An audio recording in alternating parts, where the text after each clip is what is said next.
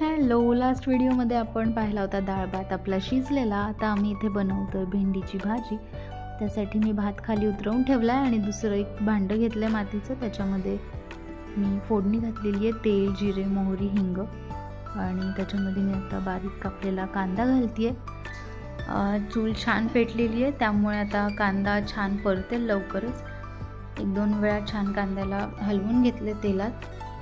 थोडासा कांदा मऊ झाला की मग मी त्यात हळद आणि गोडा मसाला घालणार आहे. तिखट मी इथे घालणारच नाही आहे कारण आत्रेयाला भेंडीची भाजी प्रचंड आवडते आणि मग ही त्याच्यासाठीच अशी आम्ही बनवते. आम्हाला ही साधी चालेल त्यामुळे मग मी 2-2 प्रकार करण्यापेक्षा साधीच भेंडीची भाजी करायचं ठरवले. इथे घातली आहे थोडीशी हळद आणि गोडा मसाला 2 चमचे. छान परतून घेऊया म्हणजे सगळ्या कांद्याला मसाला पण लागेल सगळं व्यवस्थित. चूल छान पेटल्यामुळे कसं आहे कांदा लवकर मऊ होतो आणि पटापट भांडं तापून भाजी पण लवकरच शिजेल. चूल पेटेपर्यंतच ते जे कष्ट असतात ना सगळे ते असतात, पण एकदा चूल छान आग लागली त्याला की मग स्वयंपाक करायला सोपं जातं. त्यामुळे क्रेडिट गोज टू माय पापा. पप्पांनीच आम्हाला चूल पेटवून दिली आहे म्हणून आम्ही करू शकतो. आणि मस्तपैकी आता मी त्याच्यामध्ये आम्ही बारीक चिरलेली भेंडी पण ॲड केली आहे कारण कांदा छान ब्राउनिश झाला होता. मग भेंडी टाकून मी आता एकदा त्याला सगळं मिक्स करते. कांदा, मसाला, हळद वगैरे आपण टाकलं होतं, फक्त मीठ राहिलं होतं. ॲक्च्युली ते आताच राहिलं होतं त्यामुळे मी आत्रेयाला सांगितले मीठ घेऊन यायला. मग थोडंसं आता मीठ पण त्याच्यात ॲड करूया चवीपुरतं आणि छान परतून घेऊया म्हणजे सगळ्या भाजीला मिक्स होईल मीठ व्यवस्थित. आणि आता याला तर काय झाकायची गरज नाही. भेंडीच्या भाजीला आपण असंही झाकत नाही, नाहीतर मग ती चिकट होते आणि म्हणजे तार वगैरे सुटतो. त्यामुळे अशीच ती शिजेल. इथे आम्ही गावरान वांगे पण भाजायला टाकले होते कारण चुलीवरचा स्वयंपाक आणि वांगे नाही असं होऊच शकत नाही. त्यामुळे भरीत वांग्याची भाजी वगैरे नाही, जस्ट वांगे भाजून त्याच्यात तेल मीठ टाकून आम्हाला सगळ्यांनाच खूप आवडतं त्यामुळे तशा प्रकारचे वांगे आम्ही इथे भाजलेत.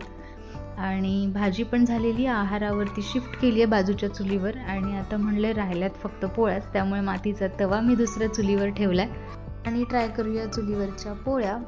पण चुलीवरच्या पोळ्या करणं तेवढं मजेशीर काम नव्हतं कारण की एकतर हा तवा तापायला भरपूर वेळ घेतो, म्हणजे गॅसवर करतो आपण तशा मऊ आणि फास्ट पण त्या होत नव्हत्या. त्यामुळे बाकीचा स्वयंपाक चुलीवर आणि पोळ्या आपल्या गॅसवर केलेल्याच बऱ्या असं मला वाटलं. अर्थात असं जमेल त्या आकाराची पोळी मी इथे लाटलेली आहे. मस्तपैकी पहिली पोळी लाटून झाली आहे. मी तापलाय तवासुद्धा त्याच्यावर टाकते आणि छानपैकी परतून तिला दोन्ही साईडने पलटून आपण भाजून घेऊया.